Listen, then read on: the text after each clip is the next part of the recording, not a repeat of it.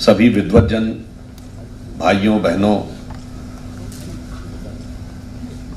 देखिए आज जो विषय था, मेरे तो मानस में बहुत कुछ नहीं था कि क्या बोलना था, परंतु अभी जो मैंने पूर्ववर्ती वक्ताओं को सुना तो उसी से मुझे कुछ सूत्र और जो यहाँ लिखा हुआ है उद्देश्य भारत मंथन और संस्कृत प्राच्य विद्या इंद्रप्रस्थ अध्ययन केंद्र, इसको जोड़कर मेरे मन में कुछ विचार आए। देखिए अभी प्रोफेसर राणा प्रताप जी ने कहा कि ये एशिया का फ्यूचर होने जा रहा है। ये पूरे विश्व में इस प्रकार का एक विचार प्रतिपादित है। ये क्यों होने जा रहा है और एशिया का क्या है, व्हाट इज एशिया। आप में से आप बहुत लोग विदेश गए होंगे, तो अगर आप जाएंगे एशियन फूड तो आपको चाइनीज फूड मिलेगा, एशियन आर्टिक्राफ्ट तो चाइनीज आर्टिक्राफ्ट मिलेगा। आप एशियन इथॉस की बात कहेंगे तो चाइनीज इथॉस कहा जाएगा, as if the entire Asian spirit is represented by China. और आप हकीकत देखें तो एशिया में आप देखें, म्यांमार में जाइए तो बुद्धिस्ट इन्फ्लुएंस है, आगे थाईलैंड में जाइए, Vietnam, Cambodia, Laos, Singapore, Malaysia, Indonesia, everywhere you will find an Indian influence. There is no Chinese influence in the culture. Even in China, 90% of China was Buddhist. आपको याद होगा who she बहुत ही famous author हुए हैं और peeking university के vice chancellor भी हुए थे। He has used a phrase that India has culturally dominated and controlled China for more than 2000 years without sending a single soldier across the border. Fact तो यह है, if you look at Asia, the true Asian spirit is represented by India. पर फिर waste क्यों नहीं accept करता? क्योंकि waste को अच्छी तरह पता है कि इंडिया के अंदर लेटेंट पोटेंशियल क्या है। हमें कंफ्यूजन हो सकता है कि भारत की सामर्थ्य और शक्ति क्या है, पश्चिम वालों को किसी प्रकार का कोई कंफ्यूजन नहीं है। और जो फ्यूचर की बात प्रोफेसर साहब ने कही थी, मैं इस पे अपना एक विचार देना चाहता हूं। उन्होंने कहा 19th सेंचुरी यूरोपियन सेंचुरी थी, 20th सेंचुरी, मैं मानता हूं कि 20th सेंचुरी में फर्स्ट हाफ तक यूरोपियन डोमिनेंस था, सेकेंड हाफ में यूएसए और यूएसएसआर का डोमिनेंस रहा। अब emergence of India and China है। इसमें फंडामेंटल डिफरेंस क्या है? फंडामेंटल डिफरेंस ये है कि 19th सेंचुरी में the countries which were controlling the major part of the world were Britain, France, Italy, Poland, Germany, Japan, smaller countries, smaller population, smaller area, smaller resources, yet controlling the major part of the world, which doesn't seem in tune with the law of nature. Second World War ने power structure बदल दिया, and the emergence of USA and USSR, the bigger countries, bigger area, bigger population, bigger resources, controlling the major part of the world. So it seems to be more in tune with logical inference than the previous one. अब देखिए USA और USSR बड़े देश तो थे, बड़े resources तो थे, और बड़े कल्चर नहीं थे वो। Now India and China represent the bigger countries, bigger population, bigger area, bigger resources and true big civilization. तो अब आप ये समझिए कि आखिर में जाके डिफरेंस कहां पे आके पड़ेगा। डिफरेंस ये पड़ेगा, रिसोर्सेस तो छोटा कंट्री भी ले लेता है। एक जमाने में हम लोग पढ़ते थे, आज से 30-40 साल पहले, tigers of the Asia Pacific, Hong Kong, Singapore, Taiwan, Macau, छोटे छोटे देश, जीडीपी हजारों डॉलर, वर्ल्ड को डोमिनेट नहीं कर पाए। क्योंकि वर्ल्ड को डोमिनेट करने के लिए कहा जाता है 3 पावर्स आपको चाहिए, intellectual power, military power and economic power. इन 3 के through you can become a super power, but आप वर्ल्ड को मोटिवेट नहीं कर सकते इसके थ्रू, वर्ल्ड लीडर नहीं बन सकते, क्योंकि लीडर में सर्टेन सेट ऑफ वैल्यूज दिखनी चाहिए। अब वैल्यूज सिविलाइजेशन और कल्चर से आती हैं। अब अगर हम देखें, आप कंपेयर करिए बिटवीन इंडिया एंड चाइना, तो इकोनॉमिक पावर में वो हमसे आगे हैं, मिलिट्री पावर में थोड़ा आगे हैं, इंटेलेक्चुअल पावर में हम उनसे आगे हैं, और कुछ मामलों में वो भी दावा कर सकते हैं, और कल्चरल पावर में we are far far ahead than China. तो आप समझ सकते हैं कि आगे फ्यूचर क्या होने जा रहा है। तो मैं बात शुरू होने से पहले ये कहूंगा, देखिए एक जमाने में जब पावर सेंटर भारत हुआ करता था और 2500 साल पहले भारत का डिक्लाइन शुरू हुआ, तो वर्ल्ड का कौन सा एम्पायर पीक पे आया? पर्शियन एम्पायर, आज का Iran, king Darius of Persia, फारस का राजा Dara. When Persian Empire declined, तो कौन एम्पायर आया? मेसोपोटामियन एम्पायर, आज का इराक। जब मेसोपोटामियन एम्पायर का वक्त खत्म हुआ तो टर्किश एम्पायर अपनी हाइट पे था, आज का Turkey. When Turkish Empire fell downfall, it was the time of Roman Empire, Rome की पहले कैपिटल थी ईस्टर्न रोमन एम्पायर की कॉन्स्टेंटिनोपल, जो आज तुर्की की कैपिटल इस्तांबुल है। That shifted to Rome, that is Western Roman Empire. और जब रोम खत्म हुआ तो पुर्तगाल और स्पेन का जमाना आया। जब पुर्तगाल और स्पेन खत्म हुए तो ब्रिटेन और फ्रांस का जमाना आया। देखिए पश्चिम की तरफ शिफ्ट हो रहा है। और जब ब्रिटेन खत्म हुआ तो अमेरिका का जमाना आया, और अमेरिका में सबसे ज्यादा prosperous West Coast, San Francisco, Los Angeles belt. और उसके बाद जापान का जमाना आया, और 40 साल पहले tigers of the Asia Pacific का जमाना आया, और अब चाइना का जमाना है। तो अब निश्चित मान लीजिए कि आगे जमाना किसका आने जा रहा है।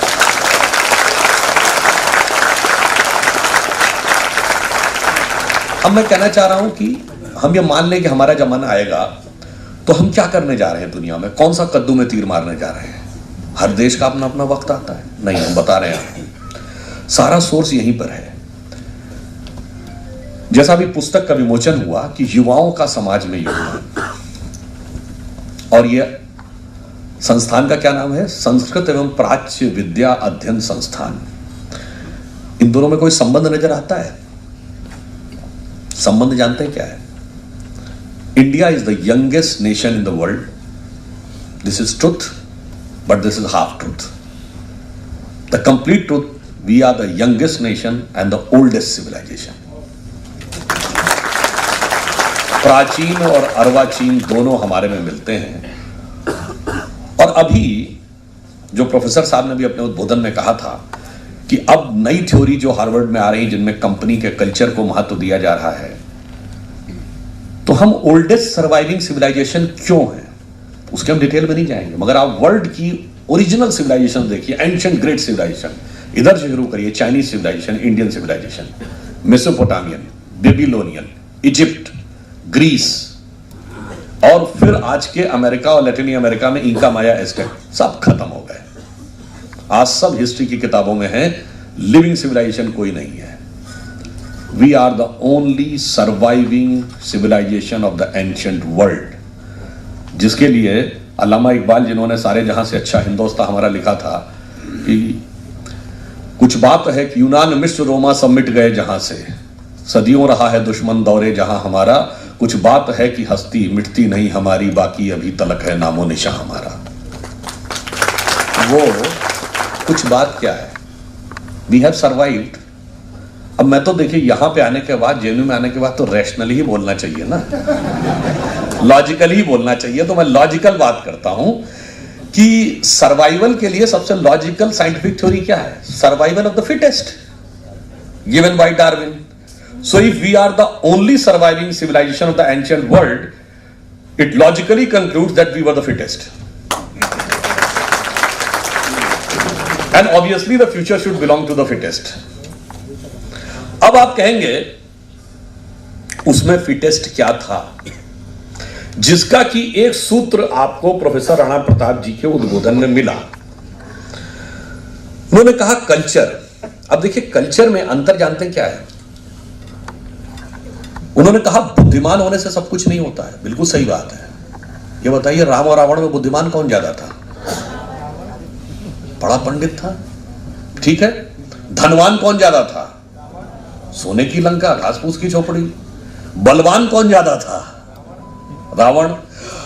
पावर, जिसको पॉलिटिकल पावर कहते हैं, वो किसके पास ज्यादा थी? बताइए। उनके यहां कभी कुबेर भी उनके यहाँ पानी भरते थे, काल को पाए से बांध रखा था। मतलब काल को पाए से बांधने मतलब उसकी इच्छा के बगैर उसकी मृत्यु तो छोड़िए, उसके राज्य में किसी की मृत्यु नहीं हो सकती थी। Even if somebody considered itself as an imaginary, it is the height of power कि nobody can die in your kingdom without your permission. और इसके बाद उम्र में कौन बड़ा था? भगवान का भक्त कौन बड़ा था? वो कहता मुझसा पंडित मुझसा जो था और न कोई दूजा है, अपने शीशों को काट काट शंकर को मैंने पूजा है। इतने बड़े पुजारी तो राम भी नहीं थे। तो भैया अगर सब में वो बड़ा था तो कौन सी चीज ऐसी थी जिसमें राम बड़े थे और इतने बड़े हो गए कि रावण की सारी श्रेष्ठता धरी की धरी रह गई? वो केवल एक चीज थी, चरित्र।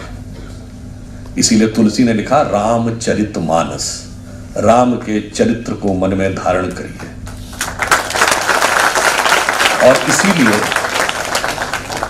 हमारे प्राचीन धर्म ग्रंथों में लिखा था, जब हम वर्ल्ड की पावर थे तो लोग यहां क्या सीखने आते थे?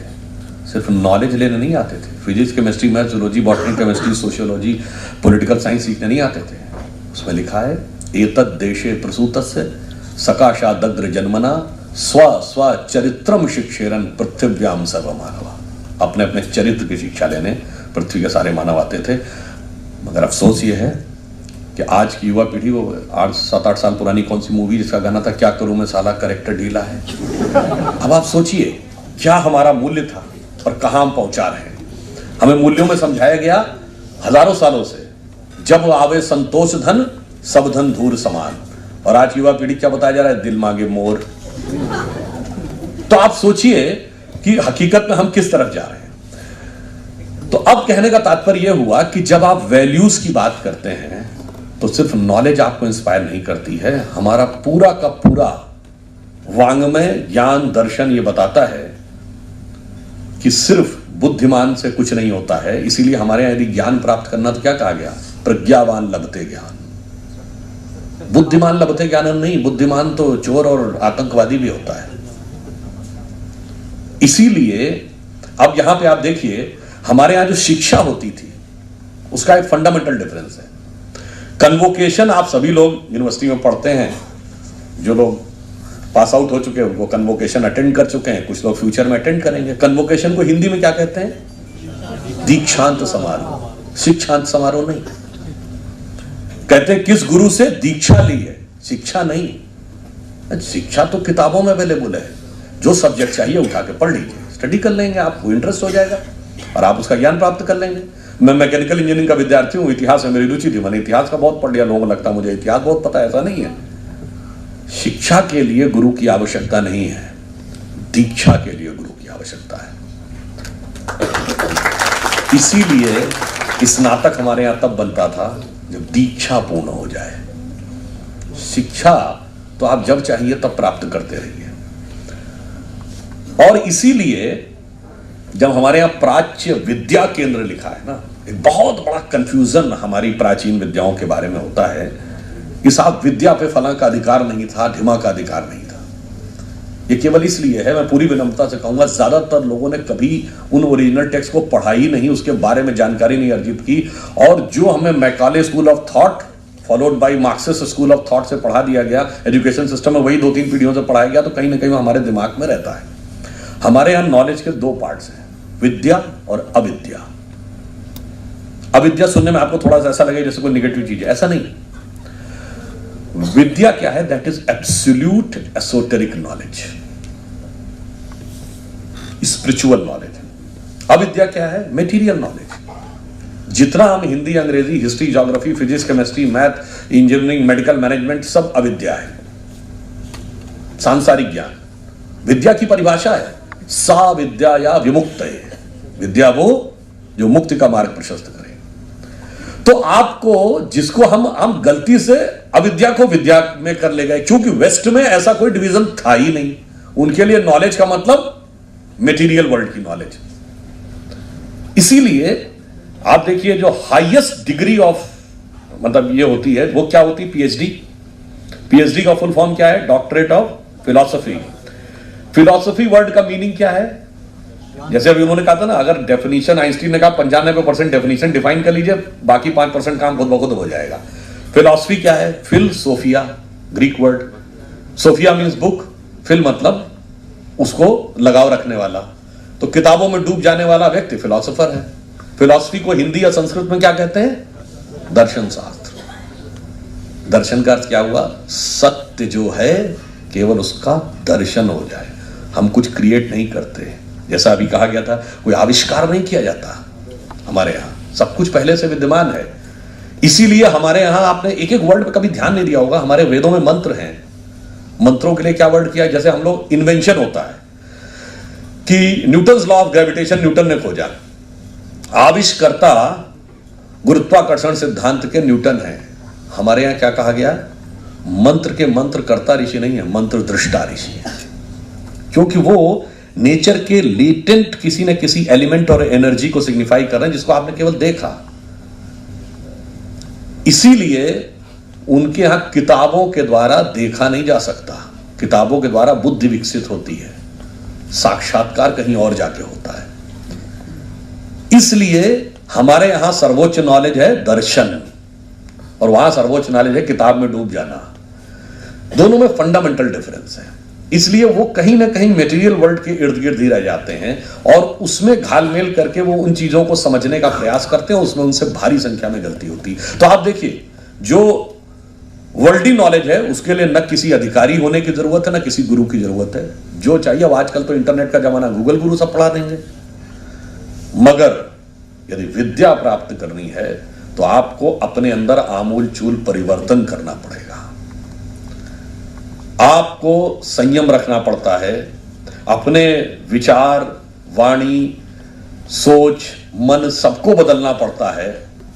और इस कारण से फिर धीरे धीरे आपके अंदर से एक नया जीवन जन्म लेता है। उसके लिए गुरु की भी जरूरत है, उसके लिए निर्देश की भी जरूरत है, उसके लिए आपको फिर विद्या के लिए बाहर जाने की जरूरत है, ध्यान करने की जरूरत नहीं है, किताब पढ़ो। और दर्शन के लिए अंदर उतरने की जरूरत है। दोनों में फंडामेंटल डिफरेंस है। इसलिए विद्या आज भी आपको अधिकारी होकर ही मिल सकती है। आपको पात्रता अपने मन में बनानी पड़ेगी विद्या के लिए, और अविद्या के लिए कोई पात्रता की आवश्यकता नहीं। जो मन में आ जाए किताब पढ़ लीजिए, उस विषय का ज्ञान हो जाएगा। और इसीलिए एक फंडामेंटल डिफरेंस है हमारे यहां। दुनिया की एंशिएंट सिविलाइजेशन में हम सबसे सर्वाइविंग सिविलाइजेशन है तो आपको पता होगा, पर एक और एंगल है, दुनिया के हर बड़े कंट्री में एक बार क्रांति जरूर हुई, रिवॉल्यूशन। चीन की क्रांति, ब्रिटेन की क्रांति, फ्रांस की क्रांति, रूस की क्रांति, अमेरिका की क्रांति, इंग्लैंड की क्रांति। हमने पढ़ा भारत में कोई क्रांति नहीं हुई। एकमात्र बड़ा देश जिसमें कोई क्रांति नहीं हुई। क्यों नहीं हुई? क्योंकि हमारी विद्या का ओरिएंटेशन आउटवर्ड था ही नहीं कि बाहर जाके कब्जा करना है। हमारे यहां कहा जाता था अंदर जाकर उतरो।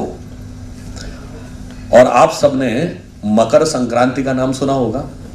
मकर संक्रांति में क्या होता है? सूर्य दक्षिणायन से उत्तरायण होता है, फ्रॉम डाउनवर्ड टू अपवर्ड। और हमारे यहां कहा गया जब अंदर उतरोगे तो तुम्हारे अंदर, तुम डाउनवर्ड से अपवर्ड की तरफ जाओगे तो संक्रांति होगी। तो हमारे यहां क्रांति नहीं होती, संक्रांति होती है। वो सशस्त्र नहीं होती, बाहर घटित नहीं होती, अंदर घटित होती है। इसीलिए एक विचारक ने विदेश में स्पीच देते हुए कहा कि अगर आप भारत जाना चाहते हैं तो पहले भारत को समझ तो लीजिए, what India is. You will consider that India is a country, so it has to be a geographical entity, but it is more fine, subtle than that. Then you will say, then if you be more finer than his geography, then it should be history. No, it is more finer than history. It's not an historical entity. Then you will say culture is more finer than history. It is a cultural entity. Kata, no, it's more finer than culture. Then you will say it comes religion. उसने कहा नहीं, it is more finer than religion. तो उसने कहा religion से ज्यादा fine spiritualism है। उसने कहा no, it is not just the spiritual entity, there are several spiritual places in the world. तो फिर ये क्या है? उसने कहा ऐसे समझिए, जो लोग विज्ञान के विद्यार्थी होंगे उनको ये पता होगा कि जो एटम बम का सिद्धांत है, एटम बम और न्यूक्लियर बम में क्या फंडामेंटल डिफरेंस है। एटम बम न्यूक्लियर फिशन पे काम करता है, यानी दो न्यूक्लियस टूटते हैं और फिर चेन रिएक्शन होती हुई बढ़ती चली जाती है। बट न्यूक्लियर बम या हाइड्रोजन बम जिसको कहते हैं, वो उससे ज्यादा पावरफुल है, उसमें दो न्यूक्लियस मिलते हैं। और सूर्य की एनर्जी भी उसी हीलियम फ्यूजन यानी न्यूक्लियर बम के सिद्धांत पे कर रही। तो उसने कहा कि जब व्यक्ति की आत्मा परमात्मा के साथ न्यूक्लियर फ्यूजन होता है तो एनॉर्मस एनर्जी निकलती है और रेडियो एक्टिव वेव्स चारों तरफ फैल जाती हैं। तो उनका उसी प्रकार से जब व्यक्ति की आत्मा परमात्मा में मिलती है तो एक अपार विस्फोट होता है सूक्ष्म जगत में, जिसकी तरंगे सब तरफ व्याप्त हो जाती हैं। अगर उन तरंगों का स्पंदन अनुभव करने की क्षमता तुमने हासिल कर ली तो भारत का अनुभव कर पाओगे, अन्यथा जाके लाल किले से लेकर अजंता एलोरा तक देख के चले आओगे, भारत को कभी नहीं समझ पाओगे। और ऐसा क्यों है? ऐसा इसलिए है कि भारत देश का भारत शब्द का अर्थ क्या है? राजा भारत के नाम पे बना देश, जीडीपी हजारों डॉलर, वर्ल्ड को डोमिनेट नहीं कर पाया, क्योंकि वर्ल्ड को डोमिनेट करने के लिए कहा जाता है 3 पावर्स आपको चाहिए, intellectual power, military power and economic power. इन 3 के through you can become a super power, but आप वर्ल्ड को मोटिवेट नहीं कर सकते इसके थ्रू, वर्ल्ड लीडर नहीं बन सकते, क्योंकि लीडर में सर्टेन सेट ऑफ वैल्यूज दिखनी चाहिए। अब वैल्यूज सिविलाइजेशन और कल्चर से आती हैं। अब अगर हम देखें, आप कंपेयर करिए बिटवीन इंडिया एंड चाइना, तो इकोनॉमिक पावर में वो हमसे आगे हैं, मिलिट्री पावर में थोड़ा आगे हैं, इंटेलेक्चुअल पावर में हम उनसे आगे हैं, और कुछ मामलों में वो भी दावा कर सकते हैं, और कल्चरल पावर में we are far far ahead than China. तो आप समझ सकते हैं कि आगे फ्यूचर क्या होने जा रहा है। तो मैं बात शुरू होने से पहले ये कहूंगा, देखिए एक जमाने में जब पावर सेंटर भारत हुआ करता था और 2500 साल पहले भारत का डिक्लाइन शुरू हुआ, तो वर्ल्ड का कौन सा एम्पायर पीक पे आया? पर्शियन एम्पायर, आज का Iran, king Darius of Persia, फारस का राजा Dara. When Persian Empire declined, तो कौन एम्पायर आया? मेसोपोटामियन एम्पायर, आज का इराक। जब मेसोपोटामियन एम्पायर का वक्त खत्म हुआ तो टर्किश एम्पायर अपनी हाइट पे था, आज का Turkey. When Turkish Empire fell downfall, it was the time of Roman Empire, Rome की पहले कैपिटल थी ईस्टर्न रोमन एम्पायर की कॉन्स्टेंटिनोपल, जो आज तुर्की की कैपिटल इस्तांबुल है। That shifted to Rome, that is Western Roman Empire. और जब रोम खत्म हुआ तो पुर्तगाल और स्पेन का जमाना आया। जब पुर्तगाल और स्पेन खत्म हुए तो ब्रिटेन और फ्रांस का जमाना है। देखिए पश्चिम की तरफ शिफ्ट हो रहा है। और जब ब्रिटेन खत्म हुआ तो अमेरिका का जमाना आया, और अमेरिका में सबसे ज्यादा prosperous West Coast, San Francisco, Los Angeles belt. और उसके बाद जापान का जमाना आया, और 40 साल पहले tigers of the Asia Pacific का जमाना आया, और अब चाइना का जमाना है। तो अब निश्चित मान लीजिए कि आगे जमाना किसका आने जा रहा है।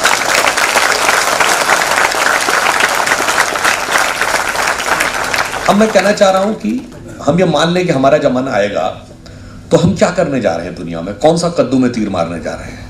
हर देश का अपना अपना वक्त आता है। नहीं, हम बता रहे हैं आपको, सारा सोर्स यहीं पर है। जैसा भी पुस्तक का विमोचन हुआ कि युवाओं का समाज में योगदान, और यह संस्थान का क्या नाम है? संस्कृत एवं प्राच्य विद्या अध्ययन संस्थान। इन दोनों में कोई संबंध नजर आता है? संबंध जानते हैं क्या है? India is the youngest nation in the world, this is truth, but this is half truth. The complete truth, we are the youngest nation and the oldest civilization. प्राचीन और अर्वाचीन दोनों हमारे में मिलते हैं। और अभी जो प्रोफेसर साहब ने भी अपने उद्बोधन में कहा था कि अब नई थ्योरी जो हार्वर्ड में आ रही है, जिनमें कंपनी के कल्चर को महत्व दिया जा रहा है, तो हम ओल्डेस्ट सर्वाइविंग सिविलाइजेशन क्यों है उसके हम डिटेल में नहीं जाएंगे। मगर आप वर्ल्ड की ओरिजिनल सिविलाइजेशन देखिए, एंशिएंट ग्रेट सिविलाइजेशन, इधर से शुरू करिए, Chinese civilization, Indian civilization, Mesopotamian, Babylonian, Egypt, Greece, और फिर आज के अमेरिका और लैटिन अमेरिका में इंका, माया, एज़टेक, सब खत्म हो गए। आज सब हिस्ट्री की किताबों में है, लिविंग सिविलाइजेशन कोई नहीं है। We are the only surviving civilization of the ancient world, जिसके लिए अल्लामा इकबाल, जिन्होंने सारे जहां से अच्छा हिंदुस्तान हमारा लिखा था, कि कुछ बात है कि यूनान, मिस्र, रोमा सब मिट गए जहां से, सदियों रहा है दुश्मन दौरे जहां हमारा, कुछ बात है कि हस्ती मिटती नहीं हमारी, बाकी अभी तलक है नामो निशा हमारा। वो कुछ बात क्या है, वी हैव सर्वाइव्ड। अब मैं तो देखिए यहां पे आने के बाद, जेएनयू में आने के बाद तो रैशनली ही बोलना चाहिए ना, लॉजिकली ही बोलना चाहिए। तो मैं लॉजिकल बात करता हूं कि सर्वाइवल के लिए सबसे लॉजिकल साइंटिफिक थ्योरी क्या है? Survival of the fittest, given by Darwin. So if we are the only surviving civilization of the ancient world, it logically concludes that we were the fittest, and obviously the future should belong to the fittest. अब आप कहेंगे उसमें fittest क्या था, जिसका कि एक सूत्र आपको प्रोफेसर राणा प्रताप जी के उद्बोधन में मिला। उन्होंने कहा कल्चर। अब देखिए कल्चर में अंतर जानते हैं क्या है? उन्होंने कहा बुद्धिमान होने से सब कुछ नहीं होता है। बिल्कुल सही बात है। ये बताइए राम और रावण में बुद्धिमान कौन ज्यादा था? बड़ा पंडित था, ठीक है। धनवान कौन ज्यादा था? सोने की लंका, घास फूस की झोपड़ी। बलवान कौन ज्यादा था? रावण। पावर, जिसको पॉलिटिकल पावर कहते हैं, वो किसके पास ज्यादा थी? बताइए। उनके यहां कभी कुबेर भी उनके यहां पानी भरते थे, काल को पाए से बांध रखा था। मतलब काल को पाए से बांधने मतलब उसकी इच्छा के बगैर उसकी मृत्यु तो छोड़िए, उसके राज्य में किसी की मृत्यु नहीं हो सकती थी। Even if somebody considered itself as an imaginary, it is the height of power कि nobody can die in your kingdom without your permission. और इसके बाद उम्र में कौन बड़ा था? भगवान का भक्त कौन बड़ा था?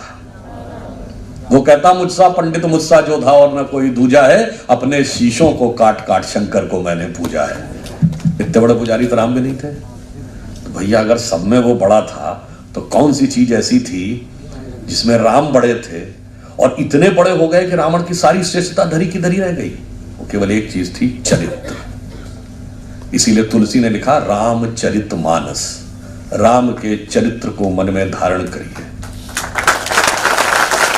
और इसीलिए हमारे प्राचीन धर्म ग्रंथों में लिखा था, जब हम वर्ल्ड की पावर थे तो लोग यहां क्या सीखने आते थे? सिर्फ नॉलेज लेने नहीं आते थे। Physics, chemistry, maths, zoology, botany, chemistry, sociology, political science सीखने नहीं आते थे। उसमें लिखा है एतद् देशे प्रसूतस्य सकाशादग्र जन्मना स्व स्व चरित्रम शिक्षेरन पृथ्व्याम सर्वमानवा। अपने अपने चरित्र की शिक्षा लेने पृथ्वी के सारे मानव आते थे। मगर अफसोस ये है कि आज की युवा पीढ़ी, वो 7-8 साल पुरानी कौन सी मूवी जिसका गाना था, क्या करूं मैं साला कैरेक्टर ढीला है। अब आप सोचिए क्या हमारा मूल्य था और कहां हम पहुंचा रहे हैं। हमें मूल्यों में समझाया गया हजारों सालों से, जब आवे संतोष धन सब धन धूर समान। और आज युवा पीढ़ी क्या बताया जा रहा है? दिल मांगे मोर। तो आप सोचिए कि हकीकत में हम किस तरफ जा रहे हैं। तो अब कहने का तात्पर्य यह हुआ कि जब आप वैल्यूज की बात करते हैं तो सिर्फ नॉलेज आपको इंस्पायर नहीं करती है। हमारा पूरा का पूरा वांग्मय, ज्ञान, दर्शन ये बताता है कि सिर्फ बुद्धिमान से कुछ नहीं होता है। इसीलिए हमारे यहां यदि ज्ञान प्राप्त करना तो क्या कहा गया? प्रज्ञावान लभते ज्ञान। बुद्धिमान लभते ज्ञान नहीं, बुद्धिमान तो चोर और आतंकवादी भी होता है। इसीलिए अब यहां पे आप देखिए, हमारे यहां जो शिक्षा होती थी उसका एक फंडामेंटल डिफरेंस है।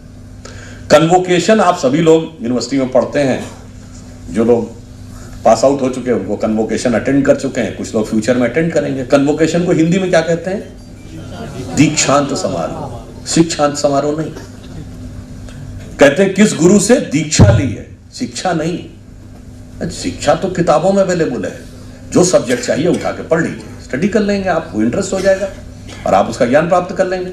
मैं मैकेनिकल इंजीनियरिंग का विद्यार्थी हूं, इतिहास में मेरी रुचि थी, मैंने इतिहास का बहुत पढ़ लिया। लोगों को लगता है मुझे इतिहास बहुत पता है, ऐसा नहीं है। शिक्षा के लिए गुरु की आवश्यकता नहीं है, दीक्षा के लिए गुरु की आवश्यकता है। इसीलिए स्नातक हमारे यहां तब बनता था जब दीक्षा पूर्ण हो जाए। शिक्षा तो आप जब चाहिए तब प्राप्त करते रहिए। और इसीलिए जब हमारे यहां प्राच्य विद्या केंद्र लिखा है ना, एक बहुत बड़ा कंफ्यूजन हमारी प्राचीन विद्याओं के बारे में होता है कि साहब विद्या पे फलां का अधिकार नहीं था, ढिमा का अधिकार नहीं था। ये केवल इसलिए है, मैं पूरी विनम्रता से कहूंगा, ज्यादातर लोगों ने कभी उन ओरिजिनल टेक्स्ट को पढ़ा ही नहीं, उसके बारे में जानकारी नहीं अर्जित की। और जो हमें Macaulay school of thought followed by Marxist school of thought से पढ़ा दिया गया, एजुकेशन सिस्टम में वही 2-3 पीढ़ियों से पढ़ाया गया, तो कहीं ना कहीं हमारे दिमाग में रहता है। हमारे यहां नॉलेज के 2 पार्ट्स हैं, विद्या और अविद्या। अविद्या सुनने में आपको थोड़ा सा ऐसा लगे जैसे कोई निगेटिव चीज है, ऐसा नहीं। विद्या क्या है? That is absolute esoteric knowledge, spiritual knowledge. अविद्या क्या है? Material knowledge. जितना हम हिंदी, अंग्रेजी, history, geography, physics, chemistry, math, engineering, medical, management, सब अविद्या है, सांसारिक ज्ञान।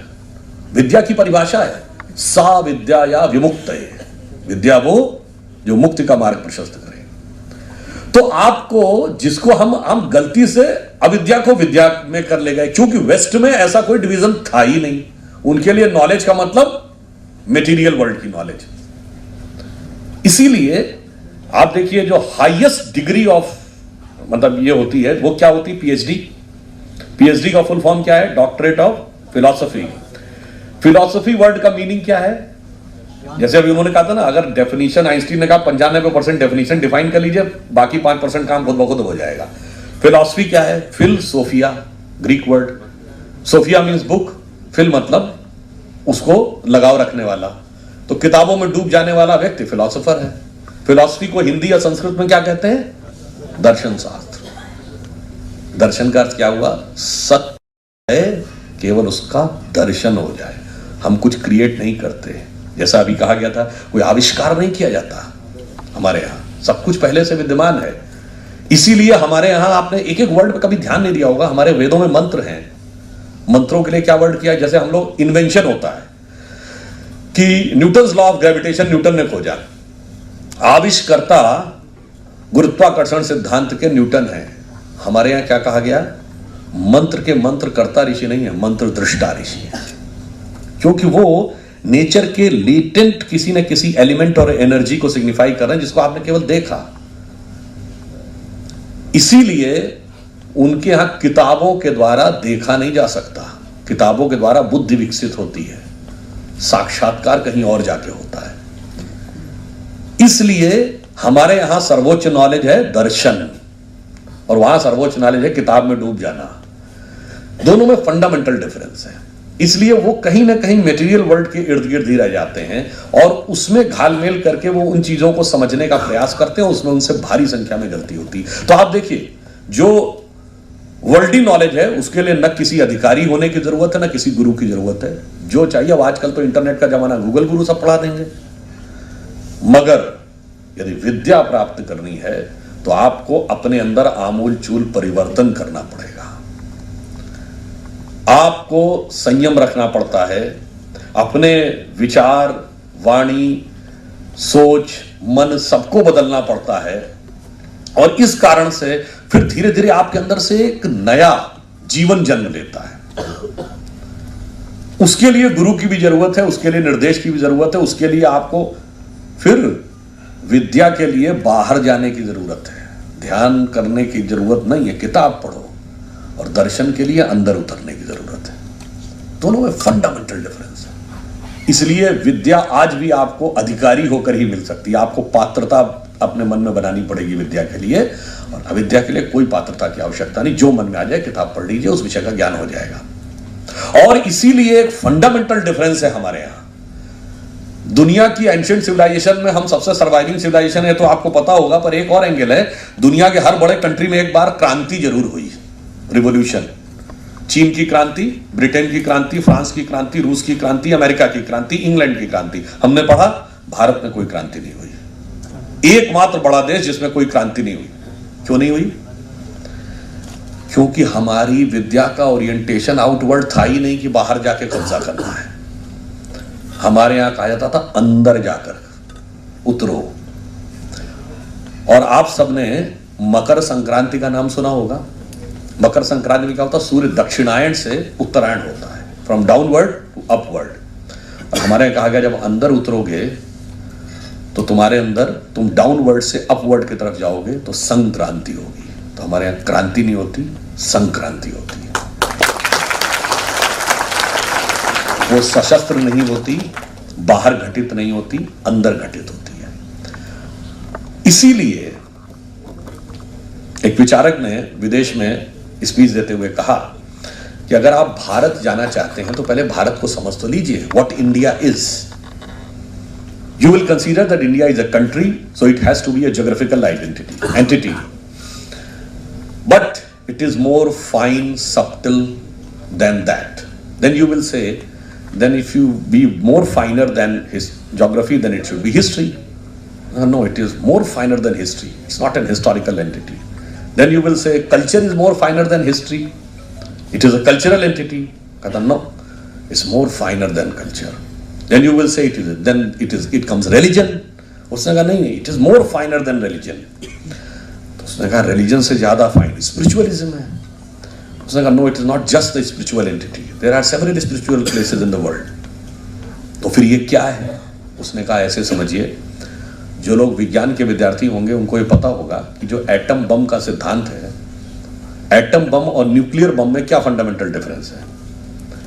एटम बम न्यूक्लियर फिशन पे काम करता है, यानी दो न्यूक्लियस टूटते हैं और फिर चेन रिएक्शन होती हुई बढ़ती चली जाती है. बट न्यूक्लियर बम या हाइड्रोजन बम जिसको कहते हैं वो उससे ज्यादा पावरफुल है. उसमें दो न्यूक्लियस मिलते हैं और सूर्य की एनर्जी भी उसी हीलियम फ्यूजन यानी न्यूक्लियर बम के सिद्धांत पे कर रही. तो उसने कहा कि जब व्यक्ति की आत्मा परमात्मा के साथ न्यूक्लियर फ्यूजन होता है तो एनॉर्मस एनर्जी निकलती है और रेडियो एक्टिव वेव्स चारों तरफ फैल जाती हैं.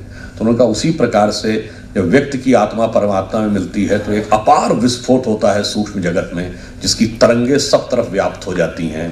अगर उन तरंगों का स्पंदन अनुभव करने की क्षमता तुमने हासिल कर ली तो भारत का अनुभव कर पाओगे, अन्यथा जाके लाल किले से लेकर अजंता एलोरा तक देख के चले आओगे, भारत को कभी नहीं समझ पाओगे.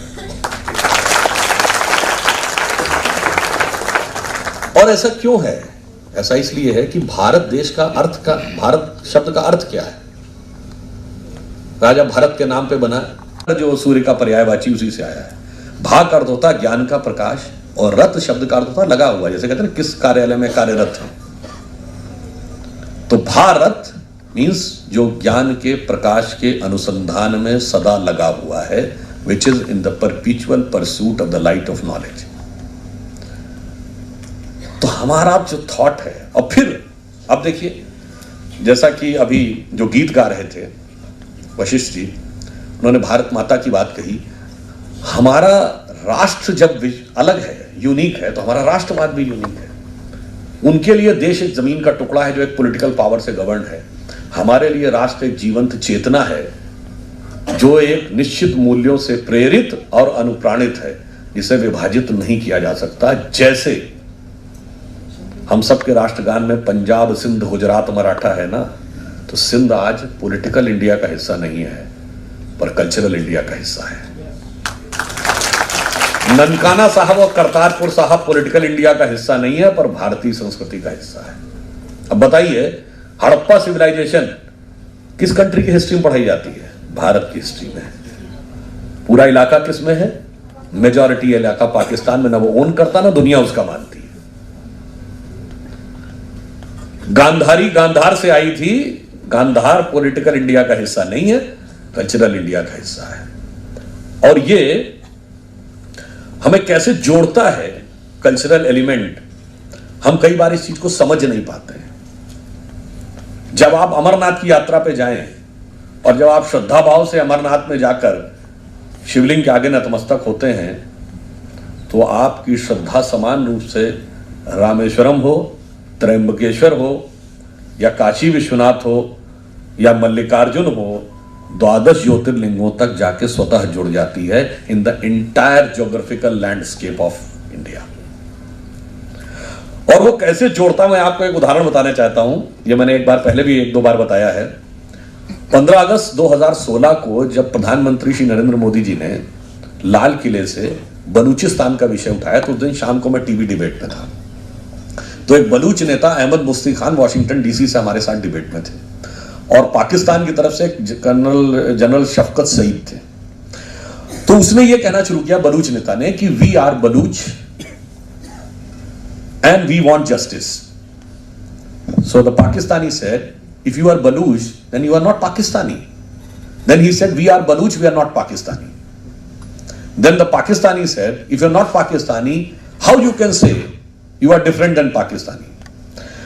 तो उस बलूच नेता ने कहा कि देखिए साहब, इस इलाके में जितने भी मुल्क हैं, in this adjoining area, every country is having an ethnicity, a cultural entity and a significant cultural identity.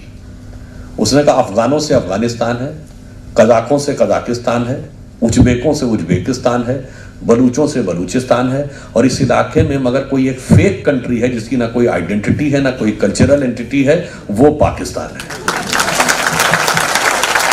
अब ये सुनने के बाद तो obviously he lost his cool. तो उसने कहा कि तू पाकिस्तानी नहीं है तो क्या हिंदुस्तानी है? तेरी एंटिटी क्या है, आइडेंटिटी? अब देखिए वो आगे क्या बोलता है। कहता मैं भारत सरकार से कहना चाहता हूं, हम बलूच हैं, हमारे ऊपर जुल्म हो रहा है, हम पाकिस्तानी नहीं हैं, हम हिंगलाज माता की संतान हैं। आपको पता होगा कि माता सती के जो भिन्न भिन्न अंग गिरे थे उसमें माना जाता है कि एक सिर कटकर जहां गिरा था वो आज के पाकिस्तान के बलूचिस्तान में। अब इसके बाद वो जो पाकिस्तानी था उसका तो पारा 7वें आसमान में पहुंच गया। उसने कहा, अब वो अबे तबे पे आ गया अंग्रेजी चैनल में, कहता है अबे हिंगलाज माता क्यों बोल रहा, भारत माता क्यों नहीं बोल देता? और आप आश्चर्य करेंगे, कभी जाके उसको चेक कर लीजिएगा यूट्यूब पे। अहमद मुस्ती खान कहता, हाँ मैं फिर से दोहराता हूं कि हम बलूच हैं, हम पाकिस्तानी नहीं हैं, हम हिंगलाज माता की संतान हैं, और मैं दिल से कहता हूं भारत माता की जय। अब आप सोचिए, एक इलाका 70 साल पहले आपसे अलग हो गया, आज भी उसका एक कनेक्ट आपके साथ बना हुआ है। ये कल्चर की पावर है। कल्चर की पावर आपको इंस्पायर करती है, जोड़ती है, और जो इंटेलेक्चुअल, मिलिट्री और इकोनॉमिक पावर दबाती है। इंटेलेक्चुअल, इकोनॉमिक और मिलिट्री पावर के दम पर आप किसी को भी दबा सकते हैं, डोमिनेट कर सकते हैं, फोर्स कर सकते हैं, गाइड कर सकते हैं, इंस्पायर नहीं कर सकते। उसके अंदर क्रांति ला सकते हैं, संक्रांति नहीं ला सकते। संक्रांति कल्चर लाता है। इसलिए उस प्राच्य विद्या और उसके डेफिनेशन को बहुत समझने की जरूरत है। अब देखिए, एक और बात मैं कहना चाहूंगा, हमारे यहां की कुछ चीजों को लेकर जो बहुत ज्यादा दुष्प्रचार किया जाता है, जैसे प्राच्य विद्या का नाम आता है, 3 points. We were anti women, we were anti Dalit and we were non scientific. जिस स्थान पे हम बैठे हैं, यहां के तमाम प्रकांड विद्वानों ने विगत 50 वर्षों में इन्हीं 3 अस्त्रों से हमारे ऊपर आक्रमण करने का प्रयास किया। ठीक, अब आप सिर्फ इसका एक एक उदाहरण देख लीजिए। मैं पूरी विनम्रता से कहना चाहता हूं, विश्व में किसी भी संस्कृति के द्वारा की गई ईश्वर की परिकल्पना उसके थॉट प्रोसेस की पराकाष्ठा होती है। वर्ल्ड की सभी संस्कृतियों में, सभी देशों में, सभी सभ्यताओं में ईश्वर सिर्फ पुरुष है। ईश्वर तत्व में स्त्री तत्व का कोई स्थान नहीं है। सिर्फ और सिर्फ हमारे यहां अर्धनारीश्वर की कल्पना है, और वो अर्धनारीश्वर की जो कल्पना है, उन दोनों का आपस में क्या परस्पर संबंध है। कालिदास ने लिखा है रघुवंश में कि वागार्थमि संप्रक्तो वागार्थमि प्रतिपतये जगतः पितरो वंदे पार्वती परमेश्वर। अर्थात भगवान शंकर के मध्य में के अंदर पार्वती और परमेश्वर दोनों का स्वरूप उसी प्रकार आके समाहित हो जाता है जैसे कविता में शब्द और भाव दोनों। अकेले शब्द से कविता नहीं होती जब तक उसमें भाव ना हो, और अकेले भाव से कविता नहीं होती जब तक शब्द में अभिव्यक्त ना हो। और ये परंपरा तब भी चली आ रही थी। अगर आप में से जो लोग साहित्य के विद्यार्थी होंगे, निराला की वो कविता पढ़ी होगी, तुम तुंग हिमालय शृंग और मैं चंचल गति सुर सरिता, तुम विमन हृदय उच्छ्वास और मैं कांत कामिनी कविता। तुम विमन हृदय से निकले शब्द और मैं उसमें बसी हुई कविता। तो दोनों की अपनी यूनिक एग्जिस्टेंस और एंटिटी। हाँ, दोनों की मर्यादा अलग अलग है। शब्द की मर्यादा व्यक्त होने में है, भाव की मर्यादा अनुभूत होने में है, मगर थोड़ा सा कठोर शब्द प्रयोग करूंगा कि जो लोग इस प्रकार की मूर्खतापूर्ण बात कहते हैं कि एकदम बराबर मान के चलो, तो वो दोनों की यूनिकनेस को किल कर देते हैं। अब मैं पूछना चाहता हूं, हमारे ओरिजिनल वैदिक टेक्स्ट में 20-22 वेदों में कमेंटेटर्स महिला हैं, अपाला, लोकमुद्रा, गार्गी, मैत्रेयी। मैं चुनौती के साथ कहता हूं, दुनिया का कोई कल्चर बताए जिसके ओरिजिनल रिलीजियस टेक्स्ट में कमेंटेटर्स महिलाएं रही। गार्गी का याज्ञवल्क्य के साथ शास्त्रार्थ और मंडन मिश्र की पत्नी उभय भारती का शंकराचार्य के साथ शास्त्रार्थ। मैं चुनौती देख कहता हूं, बताइए कहीं पर रिलीजियस टेक्स्ट के ऊपर डिस्कशन करने का मौका वर्ल्ड में कहीं महिलाओं को दिया गया हुआ किसी कल्चर, धर्म, संस्कृति में? और आप में से शायद कभी किसी ने ध्यान दिया हो ना दिया हो, रामायण और महाभारत का अंत कहां पे होता है? राम के राज्याभिषेक से नहीं, अंत वहां पर होता है कि जब भगवान राम अश्वमेध यज्ञ करते हैं और उनका घोड़ा लवकुश पकड़ लेते हैं और लवकुश उनकी सेना को परास्त कर देते हैं, राम स्वयं युद्ध करने के लिए आते हैं, तब सीता जी आकर कहती हैं तुम्हारे पिता इनसे युद्ध मत करो। तब राम अपनी गलती के लिए पश्चाताप करते हैं और सीता जी से वापस जाने के लिए कहते हैं, परंतु सीता जी वापस नहीं जाती और धरती में समा जाती हैं। This is the last concluding point of Ramayana, जिसमें राम पश्चाताप कर रहे हैं और सीता उसमें समा। महाभारत कहां एंड होती है? कौरवों पर पांडवों की विजय से? नहीं। युधिष्ठिर के राज्याभिषेक पे? नहीं। या यादव वंश के नाश पर? नहीं। भगवान कृष्ण की मृत्यु कैसे होती है? जब वो द्वारका में लेटे हैं, एक बहेलिया उनके पैर को देखकर सोचता है कि हिरन है और तीर चला देता है, वो मर जाते हैं, तो उनकी डेथ कैसे होती है? याद करिए, गांधारी ने श्राप दिया था कि जैसे मेरे बेटे का हुई है मृत्यु, वैसी ही मृत्यु आपकी होगी। ये दोनों भगवान है। तो हमारे दोनों ग्रंथ रामायण महाभारत क्या बता रहे हैं कि इनका अंत ईश्वरीय शक्तियों की आसुरी शक्तियों पर विजय के साथ नहीं, स्त्री के सतीत्व की विजय ईश्वर के ईश्वरत्व के ऊपर। अब आप आइए, रामायण और महाभारत दोनों के रचयिता कौन? भगवान वाल्मीकि और भगवान वेदव्यास। आज की परिभाषा के अनुसार दलित समाज के। आज जो समाज अपने को जोड़ता है वाल्मीकि जी से, तो दलित समाज में आता है। एक बार की बात है, एक एनडीटीवी की डिबेट में हम लोग थे 3-4 साल पहले, एक जेएनयू के ही प्रोफेसर थे, नाम लेने का ना उचित है ना आवश्यक है।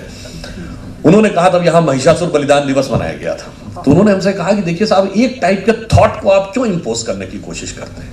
Why you don't want to become factual?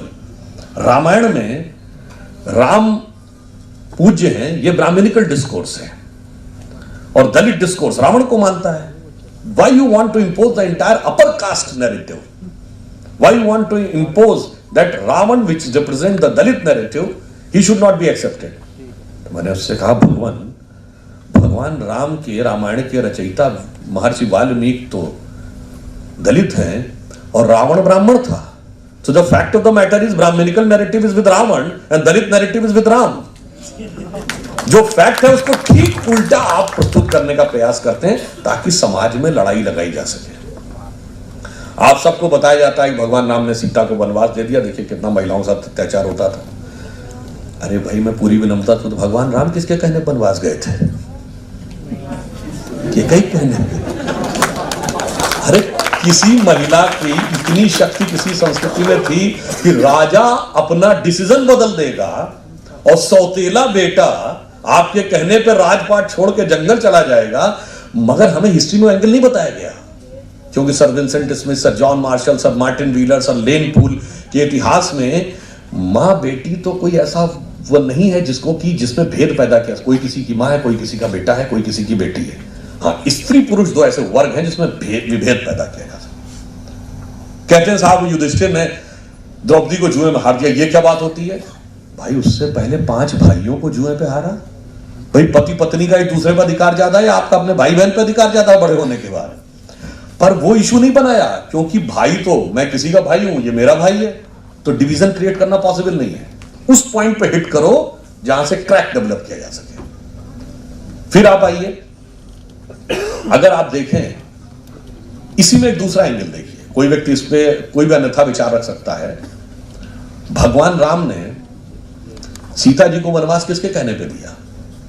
धोबी के कहने। धोबी रिप्रेजेंट करता है the person standing on the lowest pedestal of the society, king the person standing on the highest pedestal of the society, wife the most believed one. राजधर्म की मर्यादा के लिए प्रेम का परित्याग करने का उदाहरण समाज की सबसे निचली सीढ़ी पर खड़े हुए व्यक्ति की संतुष्टि के लिए यह भगवान राम ने दिया। अरे प्रेम के लिए राजधर्म को तोड़ने वाले तो Henry the 8th, Louis the 16th, Salim Anarkali 50 उदाहरण मौजूद है। तो देखिए किसी भी चीज को किस रूप में कहा जाता है। और अब आप कहेंगे जी क्यों कर दिया, वो तो सब कुछ सही था। सब कुछ सही था, उसके बावजूद समाज आपको ये नहीं मानता कि आपके अंदर जो सामर्थ्य है वो सब कुछ सही था। अगर कोई ये कहता ना भाई सीता जी तो सही थी तो क्या जरूरत था उनको भेजने की, अगर धोबी ने कह भी दिया सो व्हाट। समाज में चीज कैसे स्थापित होती, इसको आप ऐसे समझिए। भगवान राम का यदि उद्देश्य रावण को मारकर धर्म की स्थापना करना था तो बहुत आसान था। अयोध्या के राजा के रूप में पैदा हुए थे, अयोध्या की सेना लेके जाते, रावण को मार देते। पर उससे समाज में कॉन्फिडेंस आता नहीं आता। इसलिए पहले राजा राम वनवासी राम बने, दर दर भटके, वन वन भटके, और फिर भील, शबरी, निषाद, फिर उसके भी नीचे जाकर बानर, रीछ, भालू, वनवासी, गिरवासी सबको एकत्र किया और एक तब उस समय की सबसे बड़ी शक्ति को परास्त किया। तो समाज में विश्वास आता है कि हां अब धर्म की स्थापना हुई। जैसे गुरु तेग बहादुर थे।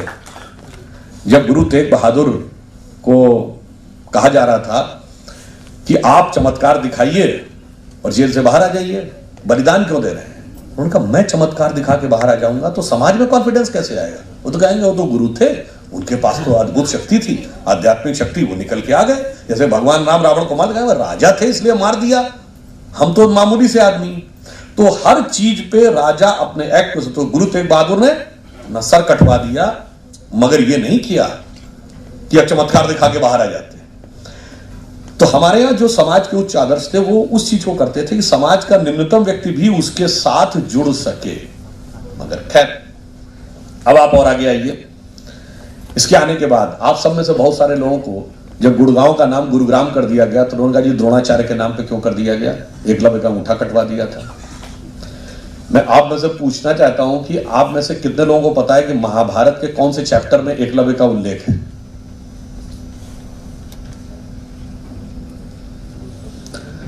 महाभारत के वन पर्व में एकलव्य का उल्लेख है। वो घटना जो हम सब ने पढ़ी होगी ना कि वो कुत्ते का मुंह भर दिया गया था उससे, तब वो सामने आता है। अब मैं डिटेल में नहीं जा रहा हूं, सिर्फ एक बात। वो पूछते हैं द्रोणाचार्य कि तुम कौन हो बालक, अपना परिचय दो। तो एकलव्य कहता है मैं मगध नरेश जरासंध के प्रधान सेनापति हिरण्यधनु का पुत्र एकलव्य।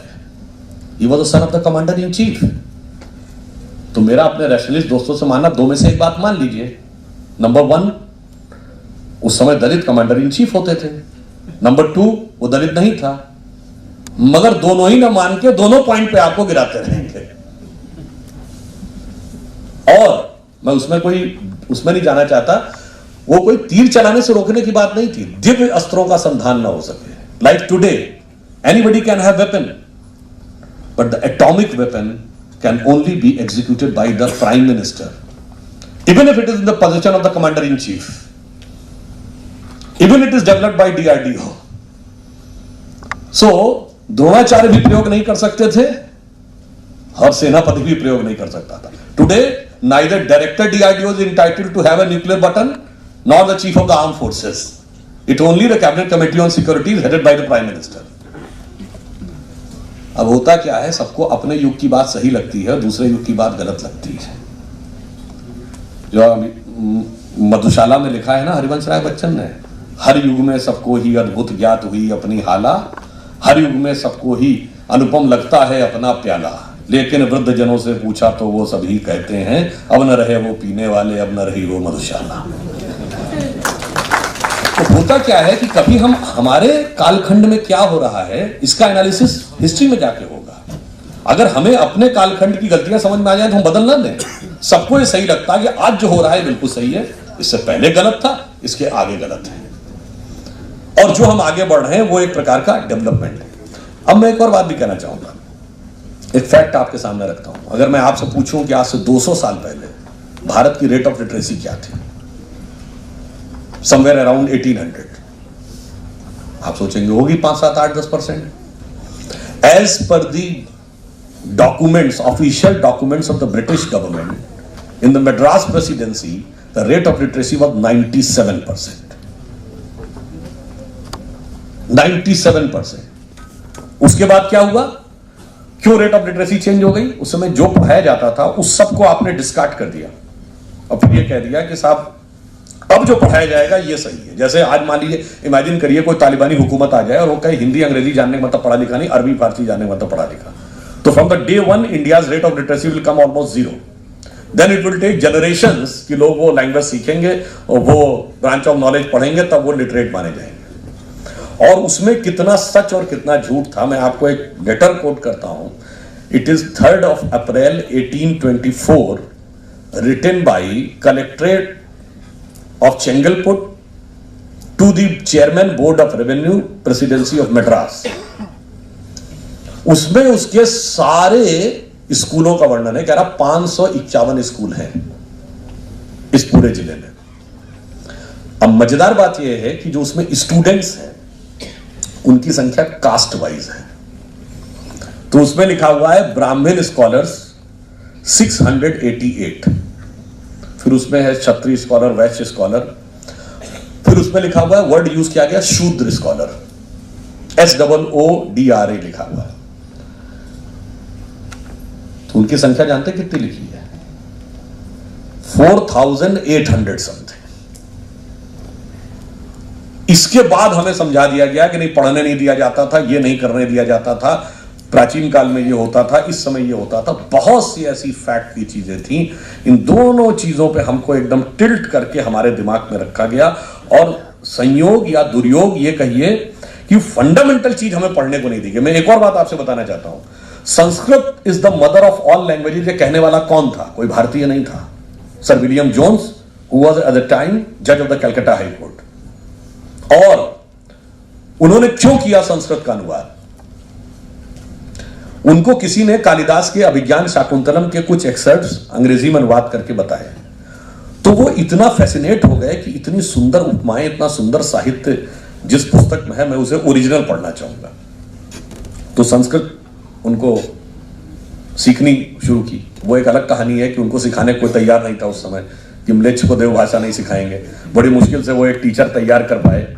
अब ये सच है या झूठ मुझे पता नहीं, जनश्रुति ये है कि वो जो टीचर उनको पढ़ा रहे थे वो कहते थे 3.5 हाथ की दूरी पर बैठना ताकि तुम्हारी छाया ना पड़ जाए, वरना मैं अपवित्र हो जाऊंगा। खैर, उन्होंने सीखा और जब अभिज्ञान शाकुंतलम का 4th सर्ग उन्होंने पढ़ा तो उस रात वो सोए नहीं।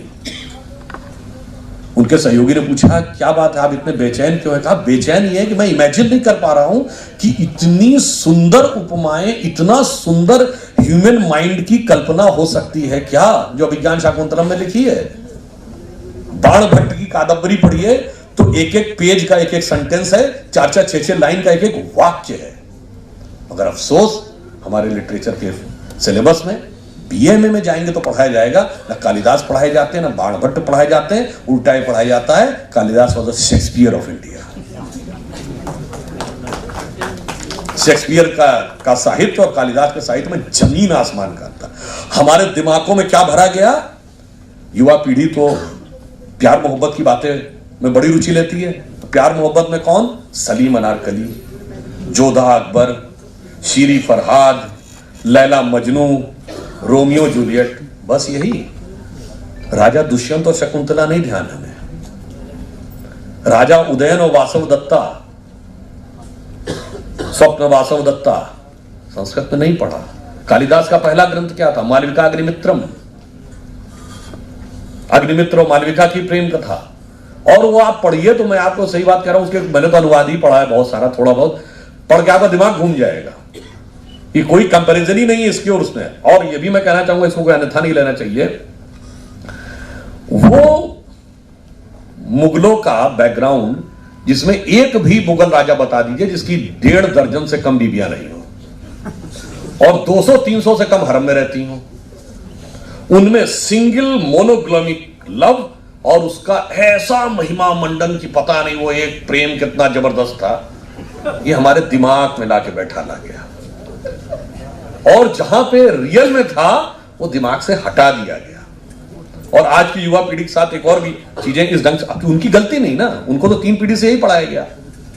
प्रेम का मतलब क्या भाई, there is only physical attraction between man and women, इसके बियॉन्ड तो कोई इमेजिनेशन ही नहीं। अरे हमारे यहां प्रेम भी इतना अलग प्रकार का था, वो पति पत्नी वाला प्रेम तो अलग होता था, भाई भाई का भी एक प्रेम है, राम लक्ष्मण और भरत का, मित्र का भी एक प्रेम है, कृष्ण और सुदामा का, गुरु और शिष्य का भी एक प्रेम है, माता और पिता के प्रति भी एक प्रेम है, भगवान और भक्त का भी एक प्रेम है, भक्त का भगवान के प्रति एक प्रेम है, और भक्त का भगवान का भक्त के प्रति एक प्रेम है। इतना डाइवर्सिफाइड, जैसे आप लोग सब चूंकि हायर एजुकेशन में है, अंतर जानते क्या होता है? जब बच्चा पहली दूसरी क्लास में होता है तो साइंस एक जनरल सब्जेक्ट है, वही टीचर साइंस पढ़ा देगा, वही सोशियोलॉजी पढ़ा देगा, वही हिस्ट्री पढ़ा देगा, सब एक ही सब्जेक्ट। 6th 7th 8th के बाद ये हो जाता है कि भाई वो जो ह्यूमैनिटीज वाले सब्जेक्ट एक टीचर पढ़ा पाएगा और साइंस वाले एक। जब आप 10th ऑनवर्ड्स आते हैं तो साइंस में भी डिवीजन हो जाएगा, फिजिक्स केमिस्ट्री मैथ्स एक टीचर पढ़ाएगा, जूलॉजी बॉटनी एक टीचर पढ़ाएगा। जब आप पीएचडी में आते हैं तो एक एक सब्जेक्ट का एक एक टाइटल के स्पेशलाइज्ड टीचर्स होते हैं। यही हमारे यहाँ था, और वो करिया अक्षर भैंस बराबर थे। वो जब अपनी नजर से देखने लगे सब इक्वलिटी सब इक्वलिटी, अरे भाई इक्वलिटी नहीं होती, पीएचडी के लेवल पे आके आओ, एक से एक यूनिकनेस है, उस मेंटल लेवल पे आप पहुंचिए। तो मैं एक और उदाहरण देकर बहुत समय नहीं लूंगा, बात को समाप्त करना चाहूंगा। मार्क्स ने अपनी किताबों में लिखा, ये भारतीय प्राच्य विद्या के संदर्भ में एक उदाहरण देख करना चाहता हूं। वो हिंदू जाति चाहे कितनी समृद्ध रही हो, पर जो बंदर हनुमान और नंदी बैल की पूजा करते थे वो इसी लायक थे कि उन पर हुकूमत की जाए। ऐसा मुझे किसी, मैंने स्वयं नहीं पढ़ा, मुझे बताया गया कि इस ढंग के थॉट दिए गए। आप सबने कभी इस पर ध्यान दिया कि हनुमान बंदर हैं, इसका अर्थ क्या है? हनुमान जी के 3 कैरेक्टरिस्टिक हैं, एक वो बानर है, 2 अतुलित बलशाली है, 3 भगवान राम के सबसे प्रिय हैं।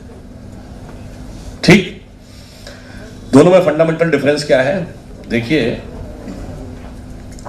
बंदर मन की चंचल वृत्ति का प्रतीक है। आप कभी ध्यान लगाने बैठिए, 1 सेकंड के लिए आपका ध्यान किसी पॉइंट पे कंसंट्रेट नहीं होगा, कभी एक टॉपिक पे भागे, कभी दूसरे टॉपिक पे, कभी फ्यूचर पे, कभी पास्ट पे।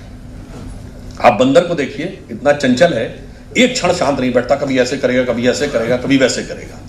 तो बंदर मन की उस वृत्ति का प्रतीक जो चंचल है।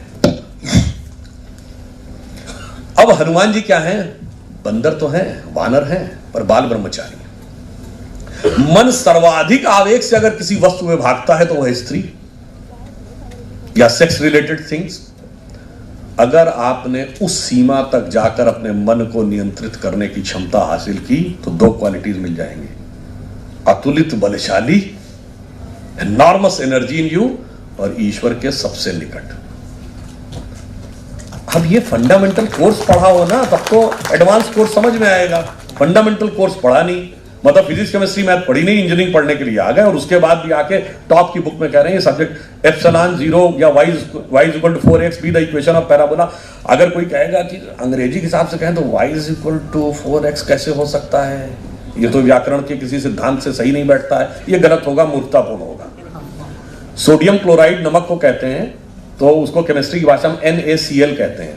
अब NaCl को कोई नेकिल पढ़कर डिक्शनरी में मीनिंग ढूंढे, कि नेकिल नाम का कोई वर्ड ही नहीं है, पता नहीं क्या बेवकूफी की चीजें लोग पढ़ाया करते थे। इस फंडामेंटल प्रॉब्लम की वजह से जो लोग हमें मूर्ख कहते थे, वास्तविकता में वो मूर्ख थे, वो उन चीजों को समझ नहीं पाए थे। और यहां पे एक और बात कहना चाहूंगा, जो लोग कहते हैं हमारे यहां सब कुछ वंशानुगत था, जातिगत आधारित था, ये बताइए, भगवान राम के पुत्र थे लव और कुश। कभी लव कुश का मंदिर देखा है? भगवान राम के शिष्य हनुमान का मंदिर होता है। यानी जो आपने स्पिरिचुअल सक्सेशन से प्राप्त किया, दैट इज इंपॉर्टेंट। द्रोणाचार्य के पुत्र था अश्वत्थामा, उसका स्थान ऊंचा है या उनके शिष्य अर्जुन का स्थान ऊंचा है? इसीलिए जब आप पूजा करने बैठते हैं तो जब पंडित आपके हाथ में जल देते हैं, संकल्प लेते हैं, क्या कहते हैं? अपना नाम बताइए, फिर क्या कहते हैं? अपना गोत्र का नाम बताइए, अपने बाप का नाम बताइए। नहीं, हमारे यहां जितने भी मंदिर हो, मठ हो, मठाधीश हो, महामंडलेश्वर हो, उनको अनिवार्य किया गया कि आप विवाह नहीं करेंगे, क्योंकि बायोलॉजिकल सन आपका सक्सेसर हो ही नहीं सकता, आपका स्पिरिचुअल सक्सेशन होगा। इसीलिए हमारी सबसे बड़ी परंपरा क्या है? गुरु शिष्य परंपरा, पिता पुत्र परंपरा नहीं। इसलिए हमारे यहां बायोलॉजिकल सक्सेशन इंपॉर्टेंट नहीं था, स्पिरिचुअल सक्सेशन। मगर उनको समझ में नहीं आया, वो हमें उसी तरफ धकेलते चले गए और हम अल्टीमेटली उसमें जाकर फंसते चले गए। इसलिए मैं सिर्फ ये कहना चाहूंगा कि जब हम संस्कृत की बात करें, प्राच्य विद्या की बात करें और आधुनिक भारत की बात करें, तो एक कंटिन्यूअम है। इसी में वो एलिमेंट्स हैं जो उसको समाप्त परिवर्तन ला सकते हैं। एक पॉइंट कह के कंक्लूड करूंगा, मैं इंजीनियरिंग का विद्यार्थी हूं तो सिर्फ इतना जानता हूं और पॉलिटिक्स में हूं। तो देखिए पावर स्ट्रक्चर कैसे बदलता है। You change the paradigm of technology and the power structure changes. जैसे सेकेंड वर्ल्ड वॉर से पहले वर्ल्ड का पावर सेंटर था Britain, France, Germany and Italy, और पावर के पैरामीटर्स क्या थे? इतने पैटर्न टैंक्स होने चाहिए किसी आर्मी में, इतने फाइटर प्लेन्स होने चाहिए, इतनी आर्टिलरी होनी चाहिए, वगैरह वगैरह, इतनी बड़ी बड़ी मशीन्स। सडनली अमेरिका ने एक चीज निकाली, एटम बम। अब वो जितने fighter planes, artillery, Patton tank, वो सब बेकार हो गए एक इस पोडियम के साइज के एटम बम के आगे। टेक्नोलॉजी का पैराडाइम बदल गया, पावर का भी पैराडाइम चेंज हो गया। तो हमें अगर वर्ल्ड को लीड करना है तो टेक्नोलॉजी को फॉलो करके नहीं बन पाएंगे। फॉलो करके आप फॉलोअर बनेंगे, प्रॉस्परस बनेंगे। लीडर बनेंगे when you change the paradigm of technology.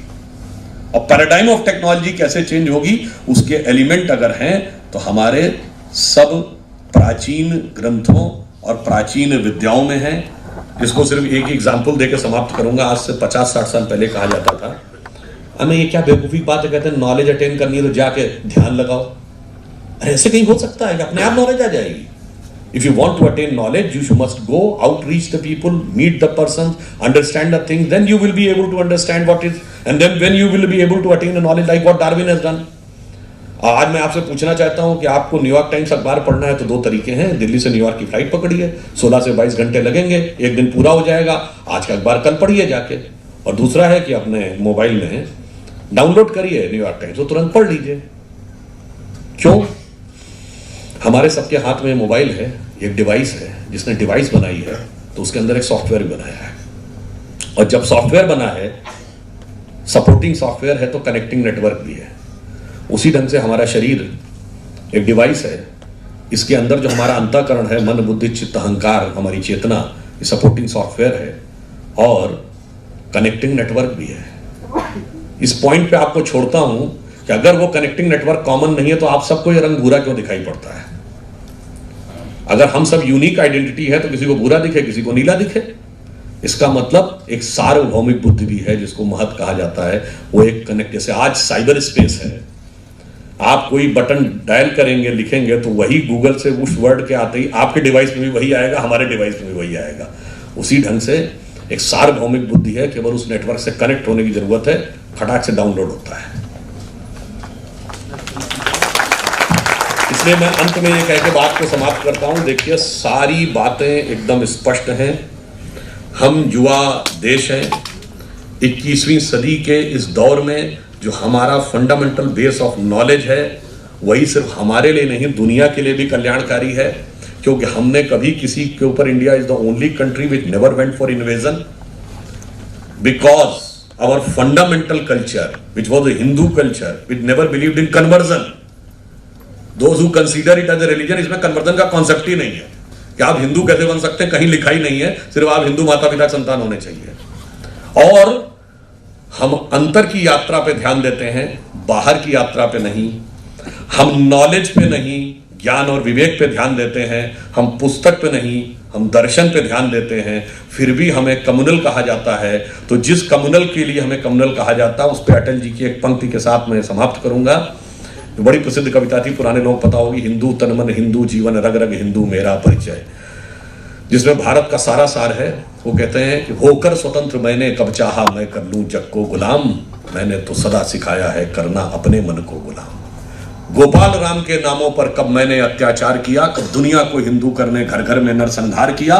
कोई बतलाए कोई बतलाए काबुल में जाकर कितनी मस्जिद तोड़ी, भूभाग नहीं शत शत मानव के हृदय जीतने का निश्चय, हिंदू तनमन हिंदू जीवन रग रग हिंदू मेरा परिचय।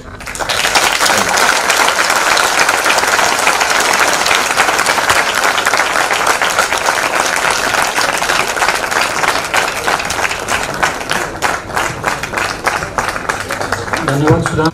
राम पूज्य हैं, ये ब्राह्मणिकल डिस्कोर्स है और दलित डिस्कोर्स रावण को मानता है। Why you want to impose the entire upper caste narrative? Why you want to impose that Ravan, which represent the Dalit narrative, he should not be accepted? तो मैंने उससे कहा भगवान राम के रामायण के रचयिता महर्षि वाल्मीकि तो दलित हैं और रावण ब्राह्मण था। So the fact of the matter is Brahminical narrative is with Ravan and Dalit narrative is with Ram. जो फैक्ट है उसको ठीक उल्टा आप प्रस्तुत करने का प्रयास करते हैं ताकि समाज में लड़ाई लगाई जा सके। आप सबको बताया जाता है कि भगवान राम ने सीता को वनवास दे दिया, देखिए कितना महिलाओं के साथ अत्याचार होता था। अरे भाई, मैं पूरी विनम्रता से, तो भगवान राम किसके कहने वनवास गए थे? ये कई कहने। अरे किसी महिला की इतनी शक्ति किसी संस्कृति में थी कि राजा अपना डिसीजन बदल देगा और सौतेला बेटा आपके कहने पर राजपाट छोड़ के जंगल चला जाएगा।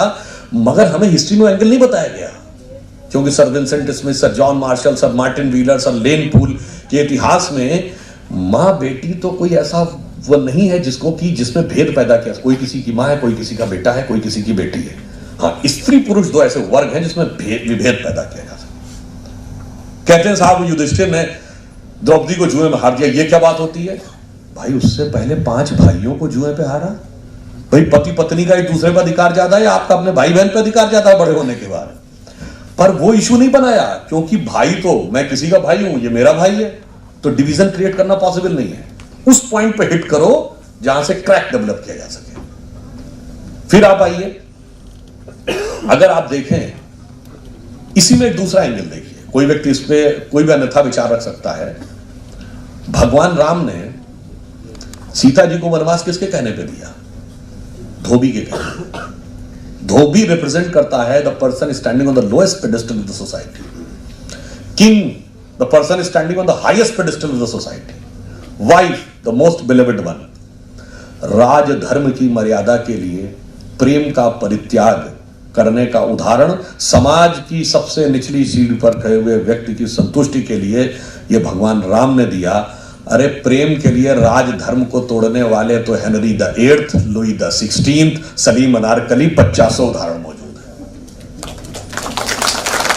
तो देखिए, किसी भी चीज को किस रूप में कहा जाता है। और अब आप कहेंगे जी क्यों कर दिया, वो तो सब कुछ सही था। सब कुछ सही था, उसके बावजूद समाज आपको ये नहीं मानता कि आपके अंदर जो सामर्थ्य है वो सब कुछ सही था। अगर कोई ये कहता ना भाई सीता जी तो सही थी, तो क्या जरूरत था उनको भेजने की? अगर धोबी ने कह भी दिया सो व्हाट? समाज में चीज कैसे स्थापित होती है, इसको आप ऐसे समझिए। भगवान राम का यदि उद्देश्य रावण को मारकर धर्म की स्थापना करना था तो बहुत आसान था। अयोध्या के राजा के रूप में पैदा हुए थे, अयोध्या की सेना लेके जाते, रावण को मार देते। पर उससे समाज में कॉन्फिडेंस आता नहीं आता। इसलिए पहले राजा राम वनवासी राम बने, दर दर भटके, वन वन भटके, और फिर भील, शबरी, निषाद, फिर उसके भी नीचे जाकर बानर, रीछ, भालू, वनवासी, गिरवासी, सबको एकत्र किया और एक तब उस समय की सबसे बड़ी शक्ति को परास्त किया। तो समाज में विश्वास आता है कि हाँ, अब धर्म की स्थापना हुई।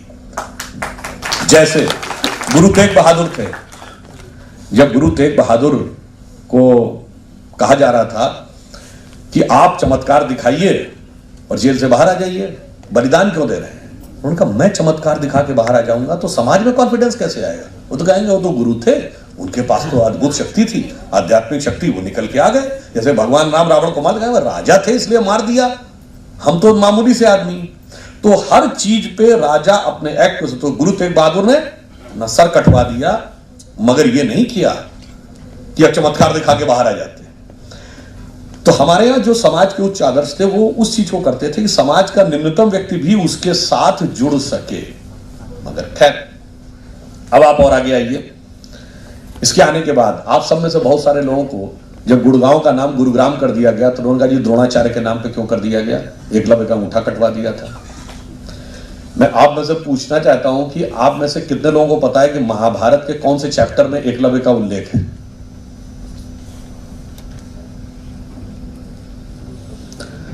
महाभारत के वन पर्व में एकलव्य का उल्लेख है। वो घटना जो हम सबने पढ़ी होगी ना कि वो कुत्ते का मुंह भर दिया गया था उससे, तब वो सामने आता है। अब मैं डिटेल में नहीं जा रहा हूं, सिर्फ एक बात वो पूछते हैं द्रोणाचार्य कि तुम कौन हो बालक, अपना परिचय दो। तो एकलव्य कहता है मैं मगध नरेश जरासंध के प्रधान सेनापति हिरण्यधनु का पुत्र Eklavya. He was the son of the commander in chief. तो मेरा अपने रैशनलिस्ट दोस्तों से मानना, दो में से एक बात मान लीजिए। नंबर 1, उस समय दलित कमांडर इन चीफ होते थे। नंबर 2, वो दलित नहीं था। मगर दोनों ही ना मान के दोनों पॉइंट पे आपको गिराते रहेंगे। और मैं उसमें नहीं जाना चाहता। वो कोई तीर चलाने से रोकने की बात नहीं थी, दिव्य अस्त्रों का संधान ना हो सके। Like today anybody can have weapon, but the atomic weapon can only be executed by the prime minister, even if it is in the position of the commander in chief, even it is developed by DRDO। सो द्रोणाचार्य भी प्रयोग नहीं कर सकते थे, हर सेनापति भी प्रयोग नहीं कर सकता था। Today neither director DRDO is entitled to have a nuclear button nor the chief of the armed forces. It only the cabinet committee on security is headed by the prime minister. अब होता क्या है, सबको अपने युग की बात सही लगती है, दूसरे युग की बात गलत लगती है। जो मधुशाला में लिखा है ना हरिवंश राय बच्चन ने, हर युग में सबको ही अद्भुत ज्ञात हुई अपनी हाला, हर युग में सबको ही अनुपम लगता है अपना प्याला, लेकिन वृद्ध जनों से पूछा तो वो सभी कहते हैं अब न रहे वो पीने वाले, अब न रही वो मधुशाला। तो होता क्या है कि कभी हम हमारे कालखंड में क्या हो रहा है इसका एनालिसिस हिस्ट्री में जाके होगा। अगर हमें अपने कालखंड की गलतियां समझ में आ जाए तो हम बदल ना दें। सबको ये सही लगता है कि आज जो हो रहा है बिल्कुल सही है, इससे पहले गलत था, इसके आगे गलत है, और जो हम आगे बढ़ रहे हैं वो एक प्रकार का डेवलपमेंट है। अब मैं एक और बात भी कहना चाहूंगा, एक फैक्ट आपके सामने रखता हूं। अगर मैं आपसे पूछूं कि आज से 200 साल पहले भारत की रेट ऑफ लिटरेसी क्या थी, समवेयर अराउंड 1800, आप सोचेंगे होगी 5, 7, 8, 10%। As per the documents, official documents of the British government in the Madras presidency, the rate of literacy was 97%। 97%। उसके बाद क्या हुआ, क्यों रेट ऑफ लिटरेसी चेंज हो गई? उस समय जो पढ़ाया जाता था उस सबको आपने डिस्कार्ड कर दिया और फिर ये कह दिया कि साहब अब जो पढ़ाया जाएगा ये सही है। जैसे आज मान लीजिए, इमेजिन करिए कोई तालिबानी हुकूमत आ जाए और वो कहे हिंदी अंग्रेजी जानने का मतलब पढ़ा लिखा नहीं, अरबी फारसी जानने का मतलब पढ़ा लिखा, तो from the day 1 India's rate of literacy will come almost 0। Then it will take generations कि लोग वो लैंग्वेज सीखेंगे और वो ब्रांच ऑफ नॉलेज पढ़ेंगे, तब वो लिटरेट माने जाएंगे।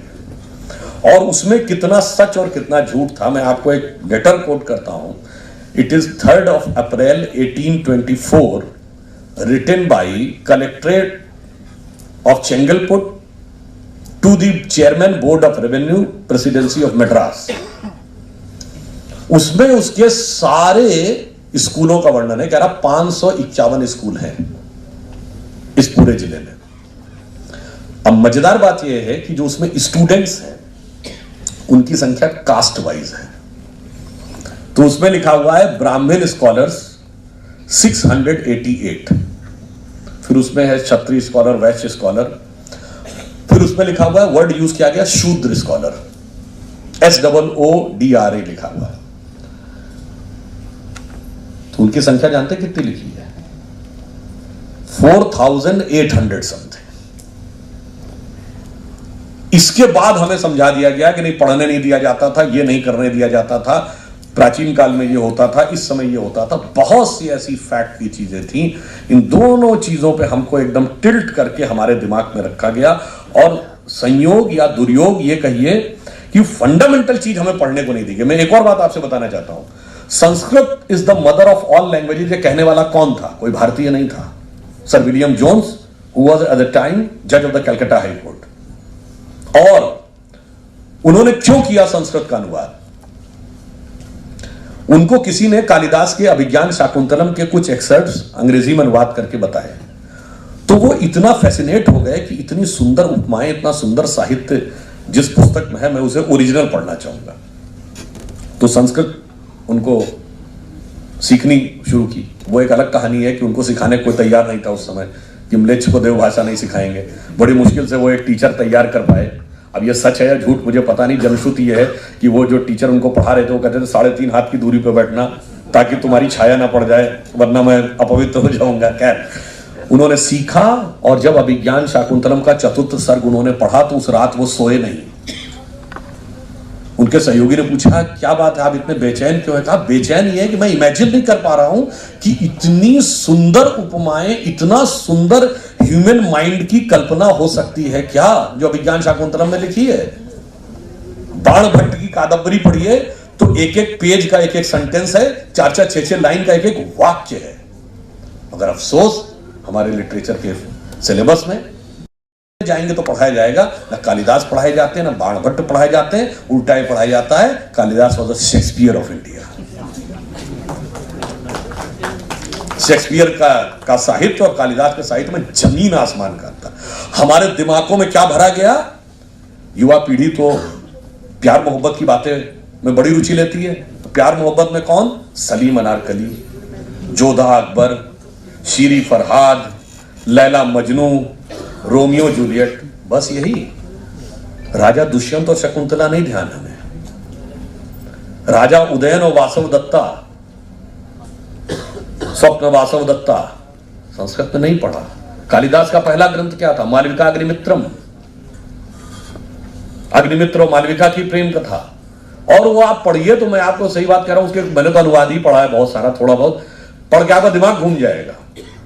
ये कोई कंपैरिजन ही नहीं है इसकी और उसमें। और ये भी मैं कहना चाहूंगा, इसको कोई अन्यथा नहीं लेना चाहिए, वो मुगलों का बैकग्राउंड जिसमें एक भी मुगल राजा बता दीजिए जिसकी 1.5 दर्जन से कम बीबियां नहीं हो और 200-300 से कम हरम में रहती हो। उनमें सिंगल मोनोग्रामिक लव और उसका ऐसा महिमा मंडन की पता नहीं वो एक प्रेम कितना जबरदस्त था, ये हमारे दिमाग में लाके बैठा ला गया। और जहां पे रियल में था वो दिमाग से हटा दिया गया। और आज की युवा पीढ़ी के साथ एक और भी चीजें इस ढंग से, उनकी गलती नहीं ना, उनको तो 3 पीढ़ी से यही पढ़ाया गया। प्रेम का मतलब क्या भाई? There is only physical attraction between man and women, इसके बियॉन्ड तो कोई इमेजिनेशन ही नहीं। अरे हमारे यहां प्रेम भी इतना अलग प्रकार का था। वो पति पत्नी वाला प्रेम तो अलग होता था, भाई भाई का भी एक प्रेम है, राम लक्ष्मण और भरत का।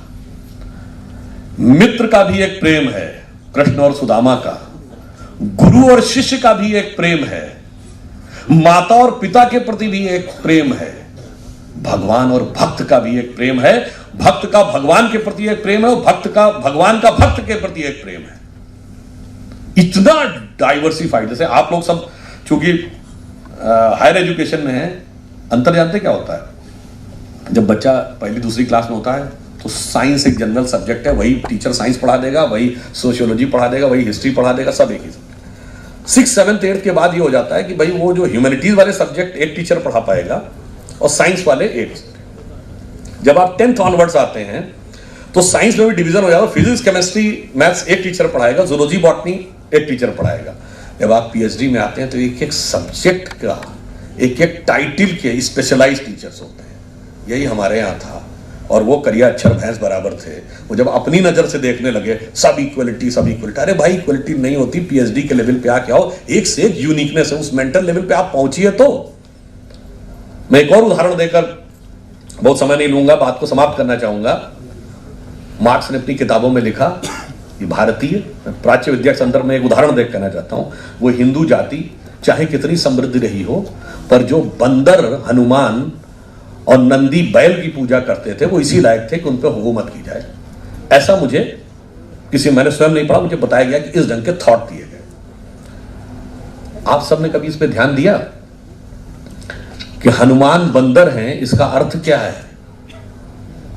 हनुमान जी के 3 कैरेक्टरिस्टिक हैं। एक, वो बानर है। 2, अतुलित बलशाली है। 3, भगवान राम के सबसे प्रिय हैं। ठीक। दोनों में फंडामेंटल डिफरेंस क्या है? देखिए,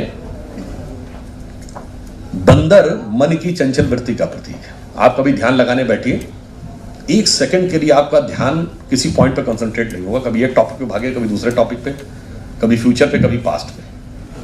आप बंदर को देखिए, इतना चंचल है, एक क्षण शांत नहीं बैठता, कभी ऐसे करेगा, कभी ऐसे करेगा, कभी वैसे करेगा। तो बंदर मन की उस वृत्ति का प्रतीक जो चंचल है। अब हनुमान जी क्या है? बंदर तो है, वानर है, पर बाल ब्रह्मचारी। मन सर्वाधिक आवेग से अगर किसी वस्तु में भागता है तो वह स्त्री या सेक्स रिलेटेड थिंग्स। अगर आपने उस सीमा तक जाकर अपने मन को नियंत्रित करने की क्षमता हासिल की तो दो क्वालिटीज मिल जाएंगी: अतुलित बलशाली, एनॉर्मस एनर्जी इन यू, और ईश्वर के सबसे निकट। अब ये फंडामेंटल कोर्स पढ़ा हो ना, तब तो एडवांस कोर्स समझ में आएगा। फंडामेंटल कोर्स पढ़ा नहीं, मतलब फिजिक्स केमिस्ट्री मैथ पढ़ी नहीं, इंजीनियरिंग पढ़ने के लिए आ गए और उसके बाद भी आके टॉप की बुक में कह रहे हैं ये सब्जेक्ट एप्सिलॉन 0 या y = 4x be the equation of parabola. अगर कोई कहेगा कि अंग्रेजी के हिसाब से कहें तो y = 4x कैसे हो सकता है, ये तो व्याकरण के किसी सिद्धांत से सही नहीं बैठता है, ये गलत होगा, मूर्खतापूर्ण होगा। सोडियम क्लोराइड नमक को कहते हैं, तो उसको केमिस्ट्री की भाषा में NaCl कहते हैं। अब NaCl को कोई नेकिल पढ़कर डिक्शनरी में मीनिंग ढूंढे, नेकिल नाम का कोई वर्ड ही नहीं है, पता नहीं क्या बेवकूफी की चीजें लोग पढ़ाया करते थे। इस फंडामेंटल प्रॉब्लम की वजह से जो लोग हमें मूर्ख कहते थे, वास्तविकता में वो मूर्ख थे, वो उन चीजों को समझ नहीं पाए थे। और यहां पे एक और बात कहना चाहूंगा, जो लोग कहते हैं हमारे यहां सब कुछ वंशानुगत था, जातिगत आधारित था, ये बताइए भगवान राम के पुत्र थे लव और कुश। कभी लव कुश का मंदिर देखा है? भगवान राम के शिष्य हनुमान का मंदिर होता है। यानी जो आपने स्पिरिचुअल सक्सेशन से प्राप्त किया, दैट इज इंपॉर्टेंट। द्रोणाचार्य के पुत्र था अश्वत्थामा, उसका स्थान ऊंचा है या उनके शिष्य अर्जुन का स्थान ऊंचा है? इसीलिए जब आप पूजा करने बैठते हैं तो जब पंडित आपके हाथ में जल देते हैं, संकल्प लेते हैं, क्या कहते हैं? अपना नाम बताइए, फिर क्या कहते हैं? अपना गोत्र का नाम बताइए, अपने बाप का नाम बताइए। नहीं, हमारे यहां जितने भी मंदिर हो, मठ हो, मठाधीश हो, महामंडलेश्वर हो, उनको अनिवार्य किया गया कि आप विवाह नहीं करेंगे, क्योंकि बायोलॉजिकल सन आपका सक्सेसर हो ही नहीं सकता, आपका स्पिरिचुअल सक्सेशन होगा। इसीलिए हमारी सबसे बड़ी परंपरा क्या है? गुरु शिष्य परंपरा, पिता पुत्र परंपरा नहीं।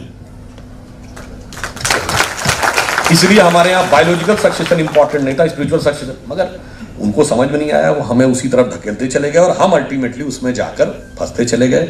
इसलिए मैं सिर्फ ये कहना चाहूंगा कि जब हम संस्कृत की बात करें, प्राच्य विद्या की बात करें और आधुनिक भारत की बात करें, तो एक कंटिन्यूअम है। इसी में वो एलिमेंट्स हैं जो उसको समाप्त परिवर्तन ला सकते हैं। एक पॉइंट कह के कंक्लूड करूंगा, मैं इंजीनियरिंग का विद्यार्थी हूं तो सिर्फ इतना जानता हूं और पॉलिटिक्स में हूं। तो देखिए पावर स्ट्रक्चर कैसे बदलता है। You change the paradigm of technology and the power structure changes. जैसे सेकेंड वर्ल्ड वॉर से पहले वर्ल्ड का पावर सेंटर था Britain, France, Germany and Italy, और पावर के पैरामीटर्स क्या थे? इतने पैटर्न टैंक्स होने चाहिए किसी आर्मी में, इतने फाइटर प्लेन्स होने चाहिए, इतनी आर्टिलरी होनी चाहिए, वगैरह वगैरह, इतनी बड़ी बड़ी मशीन्स। सडनली अमेरिका ने एक चीज निकाली, एटम बम। अब वो जितने fighter planes, artillery, Patton tank, वो सब बेकार हो गए एक इस पोडियम के साइज के एटम बम के आगे। टेक्नोलॉजी का पैराडाइम बदल गया, पावर का भी पैराडाइम चेंज हो गया। तो हमें अगर वर्ल्ड को लीड करना है तो टेक्नोलॉजी को फॉलो करके नहीं बन पाएंगे। फॉलो करके आप फॉलोअर बनेंगे, प्रॉस्परस बनेंगे, लीडर बनेंगे when you change the paradigm of technology. और पैराडाइम ऑफ टेक्नोलॉजी कैसे चेंज होगी? उसके एलिमेंट अगर हैं तो हमारे सब प्राचीन ग्रंथों और प्राचीन विद्याओं में है। इसको सिर्फ एक ही एग्जाम्पल देकर समाप्त करूंगा। आज से 50-60 साल पहले कहा जाता था, हमें ये क्या बेवकूफी बात है, कहते हैं नॉलेज अटेन करनी है तो जाके ध्यान लगाओ। अरे ऐसे कहीं हो सकता है कि अपने आप नॉलेज आ जाएगी? If you want to attain knowledge, you must go outreach the people, meet the persons, understand the things. Then you will be able to understand what is, and then when you will be able to attain a knowledge like what Darwin has done. आज मैं आपसे पूछना चाहता हूं कि आपको New York times अखबार पढ़ना है तो दो तरीके हैं। दिल्ली से न्यूयॉर्क की फ्लाइट पकड़िए, 16 से 22 घंटे लगेंगे, एक दिन पूरा हो जाएगा। आज का अखबार कल पढ़िए जाके, और दूसरा है कि अपने मोबाइल में डाउनलोड करिए न्यूयॉर्क टाइम्स, तो तुरंत पढ़ लीजिए। क्यों? हमारे सबके हाथ में मोबाइल है, एक डिवाइस है, जिसने डिवाइस बनाई है तो उसके अंदर एक सॉफ्टवेयर भी बनाया है, और जब सॉफ्टवेयर बना है, सपोर्टिंग सॉफ्टवेयर है, तो कनेक्टिंग नेटवर्क भी है।